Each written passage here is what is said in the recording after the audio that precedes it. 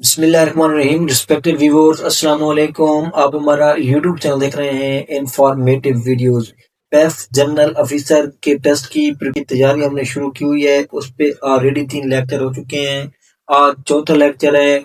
अगर आपने पहले 3 लेक्चर नहीं देखे तो काइंडली वो वॉच कर लें। आज के लेक्चर में हम पैफ जनरल ऑफिसर का एक पास्ट पेपर सॉल्व करेंगे। इससे आपको ये मालूम होगा कि किस तरह पेपर पैटर्न होता है और किस तरह क्वेश्चन पूछे जाते हैं। अगर आप चैनल पे न्यू हैं तो चैनल को आपने लाजमी सब्सक्राइब कर लेना है। तो चलते हैं मोस्ट इम्पोर्टेंट क्वेश्चन की जाने। पैफ जनरल ऑफिसर का जो आपका पेपर होगा वो 100 नंबर का होगा। 85 नंबर आपके एमसीक्यू टाइप हैं और 15 नंबर आपके ऐसे के रखे गए हैं। जो फर्स्ट क्वेश्चन आपका होगा वो इंग्लिश का होगा। इसमें जो इंग्लिश डाली गई है वो 25 मार्क्स की है। 15 मार्क्स ऐसे के हैं। 10 में वो एमसीक्यूज टाइप आपसे सवाल पूछेगा। इसमें ग्रामर मिस्टेक भी हो सकती है, करेक्शन भी हो सकती है। इसके अलावा इनडायरेक्ट भी हो सकते हैं, एक्टिव वाइज पैसिव वाइज भी हो सकते हैं, प्रीपोजिशंस भी हो सकती हैं, एंटोनिम सिनोनिम भी वो पूछ सकता है। तो आपने इस तरह तैयारी करनी है। एक पेपर जो हुआ है तो वो मैं आपके साथ शेयर करता हूँ कि किस तरह उसने क्वेश्चन पूछे हैं, ताकि आपका एक जो माइंड है वो क्लियर हो जाए कि किस तरह क्वेश्चन पूछे जाएंगे। तो जो फर्स्ट इंग्लिश है का पार्ट है उसमें जी उसने जो सबसे पहले पूछा है, choose the best option from the given choice below each tense. तो आपने क्या है, खाली जगह पुर करनी है। Is your mother dash home. तो ये जो एग्जैक्ट प्रोपोजिशन लगनी है वो आपसे पूछी गई है। तो ऑन भी नहीं लग सकती, बाय भी नहीं लग सकती, ना ऑफ लग सकती है। तो इसका जो राइट ऑप्शन है वो एट है। जब भी आपने किसी को एग्जैक्ट लोकेशन बतानी है तो ये फिक्स प्रोपोजिशन है और उसके साथ हम क्या यूज करते हैं, एट यूज करते हैं। चाहे आप एट होम हो, एट स्टेशन हो, एग्जैक्ट लोकेशन के लिए हम क्या यूज करते हैं, एट यूज करते हैं। नीचे जो उसने क्वेश्चन पूछा है, choose the best opposite of the following word. तो क्या ये पूछ रहा है, ये पूछ रहा है एंटोनिम। एंटोनिम में उसमें क्या पूछा है जी, फिक्स्ड। फिक्स्ड का मैंने किसी चीज को एक जगह पे फिक्स कर देना, मुतय्यन कर लेना। तो इसका जो राइट ऑप्शन है वो है क्या है जी, फिक्स। ऑपोजिट आपने बताना है, क्या बताना है, तो चेंजिंग इसका जी ऑप्शन है। ऑप्शन इसका जो सी है वो इसका राइट है। तो इस तरह वो आपसे क्वेश्चन पूछेगा सीटीएस के एग्जाम में, तो आपने बिल्कुल परेशान नहीं होना। तो जो आपने एंटोनिम है और सिनोनिम है ये आपने बेसिक करने हैं। इंशाल्लाह बेसिक में से पूछेगा और इंशाल्लाह हम इसकी तैयारी करवाएंगे। 500 एंटोनिम और सिनोनिम भी करेंगे। तो नीचे उसने जी पूछा है, choose the best same. Same से मुराद है सिनोनिम। आपने सेम मीनिंग बतानी है। तो इसमें पूछा गया है फ्रेश, तो इसका क्या है the right option, new. New का मैंने भी क्या होता है, नई चीज। फ्रेश का मैंने भी क्या होता है, सेम मीनिंग है। नीचे आपको ना एक पैरा देगा, आपने पैरा को रीड करना होगा। उसमें से वो 3 क्वेश्चन होंगे या 4, वो आपने उनका आंसर देना होगा। तो इस ये एक टेक्निकल पैरा देगा, सेम वर्ड वो क्वेश्चन में नहीं डालेगा। तो आपने ये टेक्निकल ये पैरा आपने तब सॉल्व करना है जब आप 85 मार्क्स का और पेपर सॉल्व कर चुके होंगे। लास्ट पे आपने पैरा को करना है, सॉल्व करना है। इसको 3-4 बार आपने रीडिंग कर लेना है।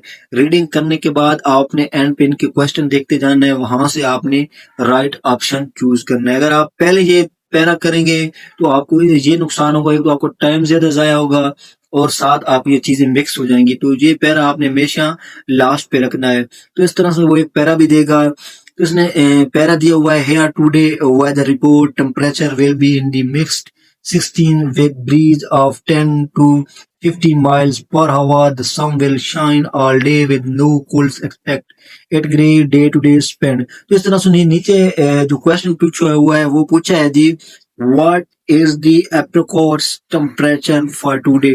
तो टुडे का उसने टेम्परेचर पूछा है। तो जब आप 3-4 बार ये पैरा आप रिवाइज करेंगे तो आप इंशाल्लाह जो इसका राइट आंसर होगा वहां पे आप पहुंच जाएंगे।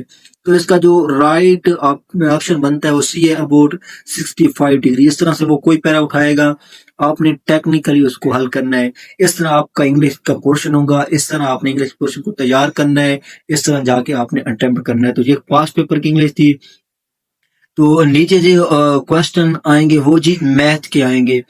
तो मैथ का पोर्शन आपके लिए इंतहाई अहमियत का हामिल है। इसमें आपने परेशान नहीं होना, कोई उसने हाई लेवल के आपसे सवाल नहीं पूछने, सिर्फ जस्ट आपको बेसिक मैथ आनी चाहिए। उसने मेंशन भी किया हुआ है अलजबरा, रेशो, उसके अलावा परसेंटेज है, उसके अलावा आईक्यू के एनालिस्टिंग क्वेश्चन वो पूछेगा।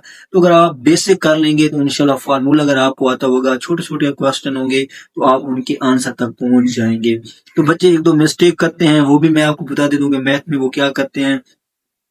तो जिस सबसे पहले जी पूछा गया है, find the total number of day from January to April when it is not a leap year. सबसे पहले ना आप क्वेश्चन को समझिए। उसने पूछा है कि आपने जनवरी टू अप्रैल आपने हमको डे बताने हैं, लेकिन उसमें नॉट अ लीप ईयर, उसमें लीप ईयर के डेज शामिल ना हो तो वो कितने बनेंगे। तो इसमें आपने ना सबसे पहले जनवरी के होते हैं 31, वो आप काउंट करें। फरवरी के 28 होते हैं, वो काउंट करें। मार्च के 31 होते हैं और अप्रैल के 30 होते हैं। तो ये टोटल जो डेज बन रहे हैं ये 120 बन रहे हैं विद आउट लीप ईयर। अगर आप लीप ईयर शामिल करेंगे तो फिर आपके पास जो फरवरी होता है वो 29 का हो जाता है। तो फिर आपके पास 1 to 1 121 बनते हैं। अगर विद आउट लीप ईयर करें तो 120 है। तो आपका जो राइट ऑप्शन है 120 है। ये भी याद रखें कि लीप है एवरी 4 ईयर के बाद क्या है कि लीप ईयर होता है, जिसमें क्या है फरवरी 29 का होता है। और ये भी करंट अफेयर का सवाल है कि दोहा में जो मुज़ाकरात हुए हैं तालिबान और अमेरिका के दरमियान कामयाब, तो वो 29 फरवरी को हुए थे ताकि उनको यादगार बनाया जा सके। तो 4 साल के बाद लीप ईयर आता है। तो ये क्वेश्चन होगा। इसके बाद देखिए ना, आपने उसने रेशो का क्वेश्चन पूछा हुआ है, तो इस तरह आपसे रेशो का क्वेश्चन पूछ लेगा, एक क्वेश्चन आपसे अलजेब्रिक का पूछ लेगा, एक क्वेश्चन परसेंटेज का पूछ लेगा, एक एनालिस्टिंग का पूछ लेगा। तो रेशो का जो क्वेश्चन है तो ये बच्चे मिक्स कर जाते हैं, तो हमेशा स्टेटमेंट में ही जवाब होता है मैथ के। कोई बड़ी मैथ वो नहीं देता, बस शॉर्ट सी होती है, लेकिन आपने स्टेटमेंट से उसकी आंसर तक पहुंचना है। फर्स्ट क्वेश्चन है the ratio between the age of Ahmad and Ali at present is 2:3। यहां तक अगर आप इसको पढ़ें, ये आपका एक सेंटेंस है, उसमें बताया गया है कि अहमद और अली की जो मौजूदा एज है वो क्या है, 2:3 है। उसके बाद उसने आफ्टर का वर्ड यूज किया है, आफ्टर बाद, after 3 years the ratio of their age will be 3:4। 3 सालों के बाद अली और अहमद की जो रेशियो बन रही है वो 3:4 बन रही है। Find the present age of Ahmad in year. तो आपने क्या करना है जी, प्रेजेंट एज किसकी जी करनी है, अहमद की उसने पूछी है। तो यहाँ पे आपने स्टेटमेंट को पढ़ लेना है। तो सबसे पहले आपने ना फर्ज कर लेना है कि अहमद की एज x है, तो उधर उसने क्या बताई है 2x, तो हम लिख नहीं सकते 2x। अली की उसने एज क्या बताई है 3x, x हमने फर्ज किया है ना, तो 3x। उसके बाद आप पढ़ेंगे आफ्टर 3 year, अगर इसमें हम ऐड कर लेते हैं 3 साल, 2x+3 बराबर है 3। जब हमने 2x+3 को जमा इक्वेशन बनेगी, उसके बाद 3 सालों के बाद क्या बन रही है रेशो, 3 बन रही है किसकी, अहमद की। और उसमें जमा करें 3x+3 बराबर 4। ये जब हम उनमें जमा कर लेंगे तो उसके बाद क्या बन रही है, 4 बन रही है। तो ये हमने ओकेशन, अगर आपने ओकेशन बना ली तो बिल्कुल आपका जो क्वेश्चन है वो सॉल्व हो जाएगा। अब आप क्या करें कि जो रेशो को हम ना बटे में भी लिख सकते हैं, 2x+3 बटा 3x+3 लिख सकते हैं, बराबर में 3/4।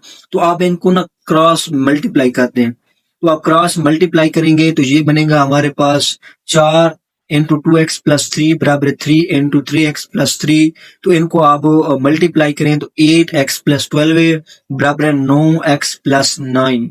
तो x वालों को आपने अलहदा कर लेना है और उसके अलावा जो दूसरे उनको अलहदा कर लें। 8x - 9x, तो यहाँ पे x बच रहा है, तो उधर से 12 - 9 3 बच रहा है।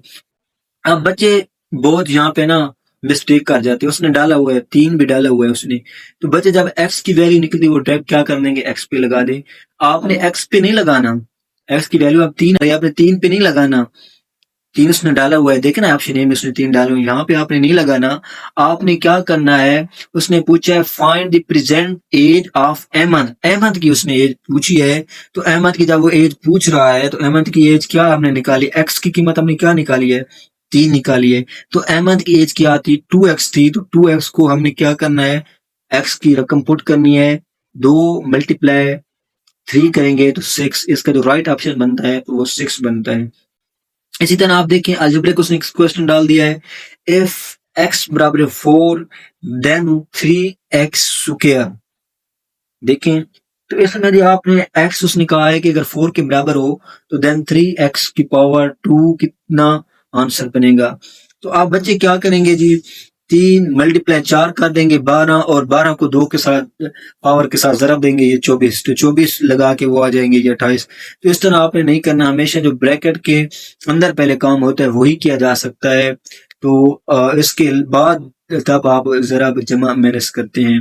तो यहाँ पर आपने 4 को 2 के पावर है तो 4 ज़बर 4 16, 16 को 3 के साथ ज़रब दें तो 48 बन गया। तो अलजबरे में मिस्टेक आप ये करते हैं कि बच्चों को ये नहीं समझ होती कि हमने पहले ब्रैकेट वाला अमल करना है या हमने पहले जमा करनी है या माइनस करनी है या तकसीम करनी है। तो इसका एक फार्मूला होता है कि वो आपने याद रखना है। इंशाल्लाह आपका जो भी क्वेश्चन होगा अलजबरे के हवाले से वो आपका जरूर इसमें सॉल्व हो जाएगा। तो सबसे पहले जब भी इस तरह के क्वेश्चन आए तो हमेशा आपने ब्रैकेट वाला अमल करना है। ब्रैकेट के बाद आपने एक लफ्ज याद रखना है, तस्जम, ये से तकसीम, जोए से ज़रब, जीम से जमा और मीम से आपने मनफी करनी है। तस्जम हमेशा क्या अलजबरे में आपने याद रखना है, तस्जम याद रखना है, ये एक ट्रिक होती है। तो मैं इस तरह आपसे एक क्वेश्चन और कर देता हूँ। एक क्वेश्चन है जी 3x माइनस 2 ब्रैकेट 12 है तकसीम 3 बराबर है 10। तो ये क्वेश्चन है, तो बच्चे क्या करेंगे, सबसे पहले क्या करेंगे को वो 3 को तकसीम कर देंगे 12 पे। नहीं, आपने ऐसा नहीं करना, सबसे पहले अपने ब्रैकेट वाला अमल करना है।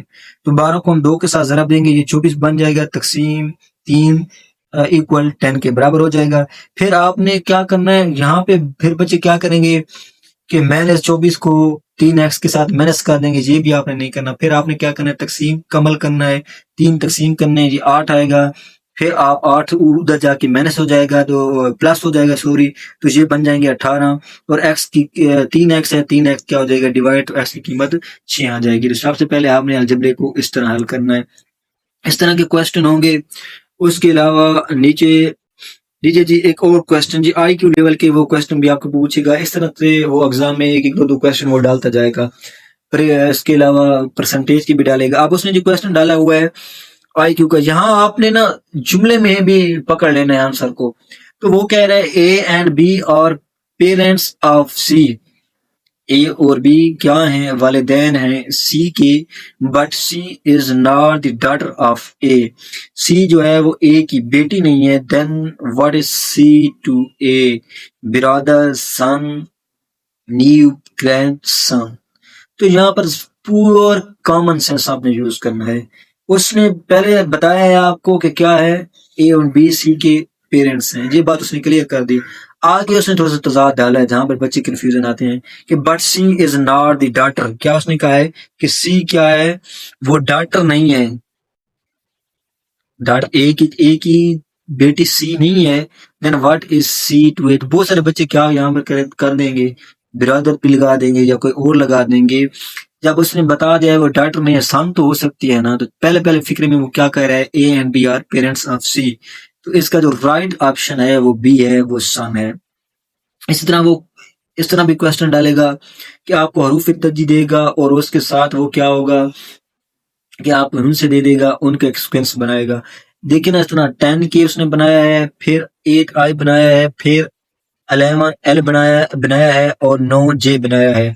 तो जिस तरह इसने बनाए हैं, तो आप सबसे पहले आपने सीक्वेंस को देखना है। 10 और 2 माइनस ने किया है, -2 आ रहा है, फिर आगे उसने 3 जमा किया है, 11 बन गए हैं। फिर आगे क्या है, उसने क्या किया है, 2 माइनस किया है। अब आगे कौन सी सीक्वेंस चलेगा, 3 प्लस होंगे, 9 और 3 12। ये तो हमारा क्या होगा, ये क्लियर होगी। अब हमने हरूफ तजी देखने हैं। के में से हमने क्या किया, -2 किया, के को -2 करें, उसके पीछे जो आएगा वो आई आता है ना। आई में अगर +3 करें तो अगला जो एल बनता है, एल में क्या करें, 2 माइनस करें तो जे बनता है, और जे में अगर +3 करें, जे के बाद अगर 3 अदद कौन सा आएगा, एम ही आएगा ना। तो उधर से 12 बन रहा है, इधर से हम, तो इसका जो राइट ऑप्शन है वो बी होगा। इस तरह वो क्वेश्चन डालता है कि आपको जो इंग्लिश की हरूफ तर्जीह हैं उनकी नंबरिंग वो कभी आगे पीछे कर देगा, बताएगा जी के कौन से नंबर पे है, पीछे सिक्वेंस में वो कभी 2 डाल देगा, कभी 3 डाल देगा, कभी माइनस कर लेगा, कभी उनको ज़रब कर देगा, तो कभी उनकी पावर्स को डबल कर देगा। तो आपने हमेशा सिक्वेंस को पकड़ना है। अगर आपने सिक्वेंस को पकड़ लिया तो फिर आपका जो ऑप्शन है वो आपको मिल जाएगा। तो इस तरह हो गया। तो ये इस तरह आपका ना ये मैथ का पोर्शन आएगा। तो फिर आपने जो बेसिक मैथ उसमें की गई है वो बिल्कुल आपने कर लेनी है जी। इसके बाद वो जीके और जी करंट अफेयर, तो उसमें जो पास्ट पेपर में पहले पूछा हुआ था पेफ का है, तो इस तरह से वो आपसे करंट अफेयर तैयार करना है, इस तरह आपने इंग्लिश तैयार करनी है, इस तरह आपने मैथ तैयार करनी है। तो मैं इस वजह से आपके साथ ये पास्ट पेपर शेयर कर रहा हूँ। इसके अलावा अगर आप तैयारी करना चाहते हैं तो इंशाल्लाह पेफ जनरल ऑफिसर पे तो हमारे 3 लेक्चर हो चुके हैं। तो इंशाल्लाह ये चौथा लेक्चर है, तो इनको आप देखें, उनको अपने नोट पैड पे उनके नोट्स बनाएं और बार बार बात करें। जो चीज़ समझ नहीं आ रही उसको बार बार देखें, सर्च करें, क्योंकि अगर आप इसमें आप चाहते हैं कि हम सीट निकालें और इसमें आप सिंसियर हैं तो फिर आप वो निकाल लें, क्योंकि बेस्ट अपॉर्चुनिटी है और इसमें सैलरी पैकेज भी अच्छा है। तो जो लोग सिंसियर काम कर रहे हैं इंशाल्लाह वो वहाँ से सीट निकाल जाएंगे। तो अगर आप पीडीएफ नोट्स लेना चाहते हैं तो वो भी हमारे पास मौजूद है, हमारे इस नंबर पर रब्ता करें, इंशाल्लाह आपको मिल जाएंगे। ये जो करंट अफेयर है वो इंशाल्लाह हम 3 मंथ का करेंगे। इंशाल्लाह उसकी पीडीएफ भी मैं आपको फराहम कर दूंगा, लेक्चर में भी कवर करा दूंगा। उससे आपको ये फायदा होगा कि सीटीएस में ये 3 मंथ का चलेगा और इंशाल्लाह वो आपका करंट अफेयर कवर हो जाएगा। जीके इंशाल्लाह जनरल है वो भी हम करेंगे, इंशाल्लाह आपका जीके भी कवर हो जाएगा। तो सबसे पहले जो क्वेश्चन डाला है उसने, ये जीके का क्वेश्चन है, Nobel prize award for, Nobel जो प्राइज है वो किन चीजों में मिलता है। इसमें जी मेडिसिन है, फिजियोलॉजी है, physics, chemistry, literature, peace and economics, all of the above is correct. क्योंकि इन 5 कैटेगरीज में जो लोग कुछ ना कुछ दुनिया के लिए कर जाते हैं उनको ही मिलता है। तो करंट अफेयर के हवाले से ये बन सकता है कि नोबेल प्राइज 2025 किसको दिया गया है, उसका ऐलान किया गया है, उसको शॉर्ट लिस्ट किया गया है। तो वो वेनेजुएला की है, मारियम लिनो साहिबा है। तो काउंटर उसका नाम चेक कर लेना, वही उसी को अनाउंस किया गया है, मारियम लिनो को। उसने इंसानी हकूक और स्ट्रगल्स में बड़ा अहम किरदार अदा किया है। तो ट्रम्प साहब भी थे उम्मीदवार पर उनको नहीं मिल सका। तो दूसरा जो उसने क्वेश्चन है वो उसने करंट अफेयर का डाला, वो is the current chief justice of Islamabad high court. तो आप जो मौजूद हैं वो मोहम्मद सरफराज डोगर हैं। तो इस तरह ना आपने इन चीजों को याद करना है। तो नीचे जो पोर्शन है जी वो कंप्यूटर का है। तो अगर आप इसमें शॉर्ट लिस्ट होना चाहते हैं, अगर आप मेरिट पे आना चाहते हैं, तो आपने 2 सब्जेक्ट जो हैं उन पे बड़ा काम करना पड़ेगा आपको। एक आपकी इंग्लिश का 25 है और कंप्यूटर के 20 हैं। ये 45 नंबर पे अगर आप काम कर जाते हैं और इसमें आप 45 में से 38 गेन कर जाते हैं तो इंशाल्लाह आप मेरिट पे आ जाएंगे और इंशाल्लाह आप शॉर्ट लिस्ट हो जाएंगे। तो कंप्यूटर पे आप लाजमी काम करें क्योंकि 20 नंबर उनकी उन्होंने फर्दर आगे बताया है, माइक्रोसॉफ्ट एक्सेल, पावर पॉइंट और उसके साथ जीमेल, इंटरनेट, इनके बारे में आपको होना चाहिए। इंशाल्लाह हम कवर करेंगे सब चीज़ों को आहिस्ता आहिस्ता ताकि आप पे बोझ भी ना बन सके। तो सबसे पहला ये copy command in A spreadsheet, हम कौन सी कमांड यूज करके स्प्रेडशीट से कॉपी हासिल कर सकते हैं। Copies formula given a special treatment in order to handle different types of address, इसका जी राइट ऑप्शन है। तो आज का जी जो लास्ट क्वेश्चन है वो है, touch pad are practically popular with the micro computer user who can not, क्या है ये, इसका जो राइट ऑप्शन है वो टाइप है। तो ये पेपर था जो कि मैंने आपके साथ शेयर किया है कि ये पास्ट पेपर बना था पेफ के हवाले से। तो अगर आप मजीद तैयारी करना चाहते हैं तो इंशाल्लाह हमारे चैनल को लाजमी सब्सक्राइब कर लें और इसी के साथ जुड़े रहें।